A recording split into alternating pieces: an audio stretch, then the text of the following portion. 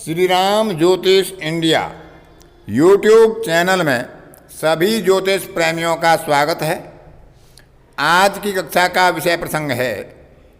कि हमारे ज्योतिषकारों द्वारा बताई गई कुछ ऐसे विशिष्ट योग जो जातक को किसी न किसी माध्यम से उत्तम धनवान बना देते हैं, धन संपत्ति से युक्त कर देते हैं। भले ही वह एक निर्धन परिवार में जन्म ले, सामान्य परिवार में जन्म ले, और यदि वह धनी परिवार में जन्म लेता है तो भी अपनी धन संपत्ति में निरंतर वृद्धि करता है। हमारे ज्योतिष ग्रंथों में प्राचीन ज्योतिषकारों ने अनेक योग बताई हैं, जिसमें धनी होने के अनेक योग हैं। सामान्यतः हम देखते हैं कि धन भाव, लाभ भाव और लगन भाव यदि बलवान होता है, इसके साथ कर्म भाव और नवम भाव का अच्छा प्रभाव होता है, तो जातक अपने भाग्य के बल पर, अपने कर्म के बल पर अच्छा धनार्जन करने में समर्थ होता है। फिर भी आज की कक्षा में ऐसे 12 योगों का हम वर्णन करेंगे, उन पर विचार करेंगे जो जातक को किसी न किसी माध्यम से अच्छा धनार्जन करके धनी बनने में सहायक होते हैं। तो इसमें जो पहला योग आता है कि लग्नेश, धनेश और लाभेश तीनों नवम, दशम और एकादश में हों तो यह अच्छा धनार्जन करने का योग बनाते हैं। यदि यह स्वराशि में या उच्च राशि के होकर इन राशियों में बैठेंगे या मित्र राशियों की होकर बैठेंगे तो और भी अच्छा योग होगा। जैसे उदाहरण के लिए हम समझ सकते हैं, कर्क राशि हो लग्न में, लग्नेश एकादश भाव में उच्च राशि में हो, वृष राशि में, लाभेश वृष राशि का स्वामी होकर नवम भाव में उच्च का शुक्र हो, और द्वितीय सूर्य दशम भाव में अपनी उच्च राशि में हो, तो ऐसा जातक अपने पुरुषार्थ से, अपने भाग्य और कर्म के बल पर अच्छा धनार्जन करके एक विख्यात धनी व्यक्ति कहलाएगा। दूसरा योग जो इसमें बताया है कि मंगल चतुर्थ भाव में हो, सूर्य पंचम भाव में हो और गुरु पंचम भाव में या एकादश भाव में हो, तो ऐसा जातक कृषि संबंधी कार्यों से, भू संपत्ति से, रियल एस्टेट से या पैतृक संपत्ति के माध्यम से उत्तम धनवान बनता है और अपने धन में निरंतर वृद्धि करता है।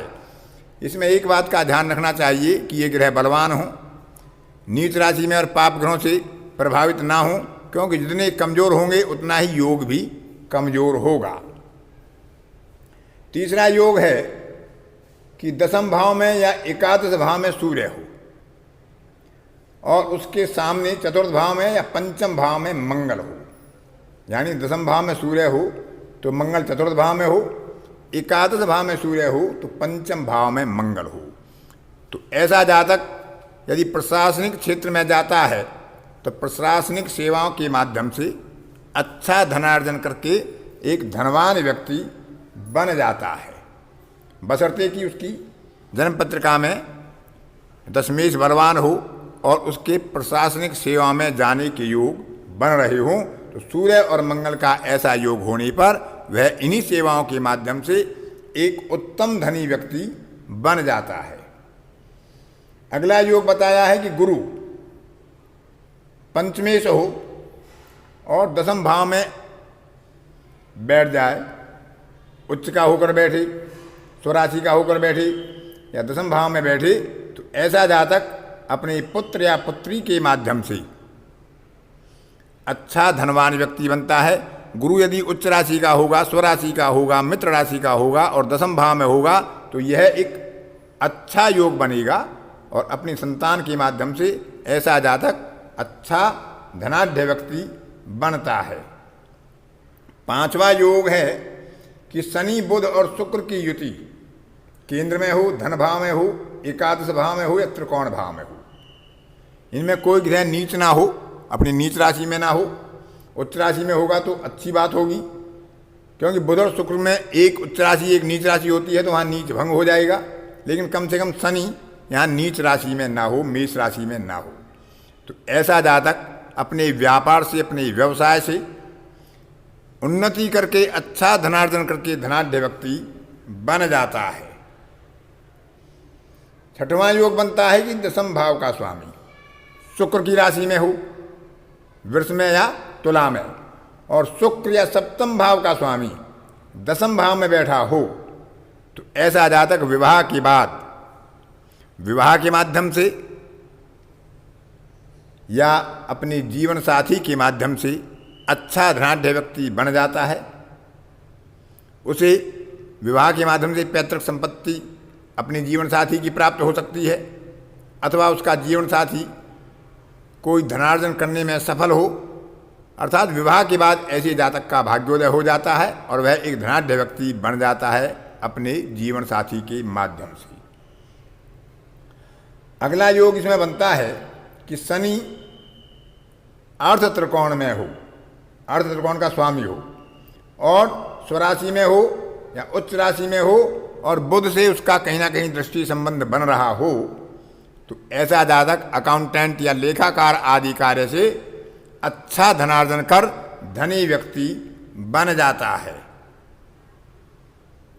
आठवां योग बनता है कि बुध, शुक्र और गुरु तीनों शुभ ग्रह हैं,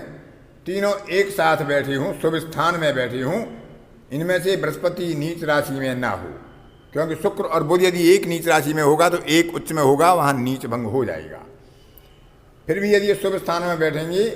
तो धार्मिक कार्यों से, जिसमें पुरोहित कार्य हो सकता है, ज्योतिष का कार्य हो सकता है, कथावाचक का कार्य हो सकता है, किसी धर्म संस्था का प्रमुख हो सकता है, इस प्रकार के धार्मिक कार्यों से,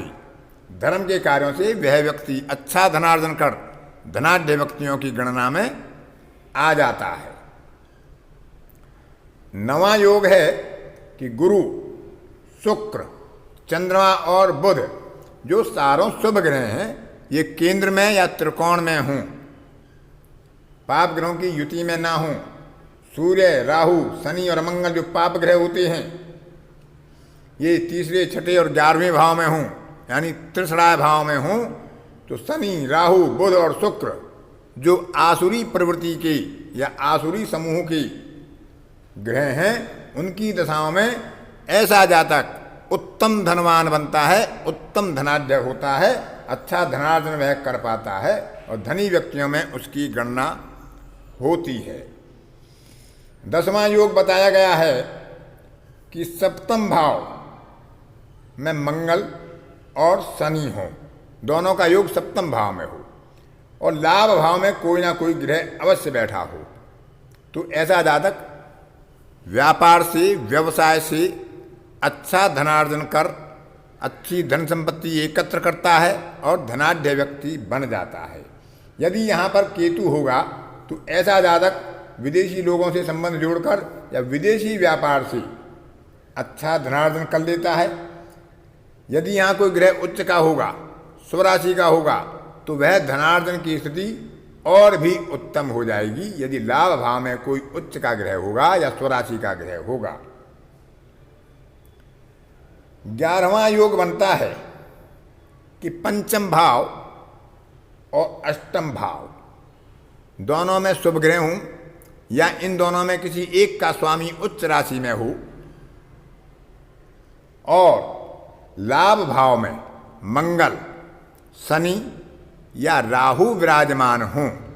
तो ऐसा जातक सट्टेबाजी से, शेयर मार्केट से, जुआ आदि से अच्छा धनार्जन करने में समर्थ होता है और अच्छी धन संपत्ति से युक्त एक धनाढ्य व्यक्ति हो जाता है। 12वां योग है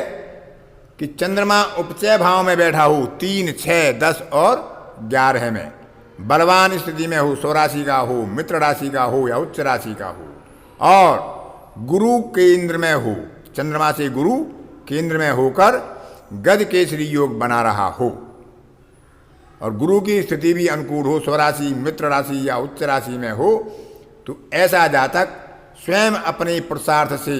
सेल्फ मेड पर्सन की स्थिति में आकर अच्छा धनार्जन करके अपने जीवन को सुव्यवस्थित और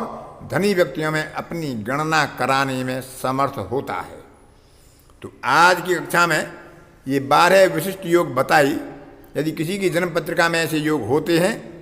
तो निसंदेह उन ग्रहों की दशा अंतर्दशा आने पर वह जातक अपनी उसी क्षेत्र में जो यहाँ बताई गई हैं अच्छा धनार्जन करने में सफल होता है और धनी व्यक्ति हो जाता है।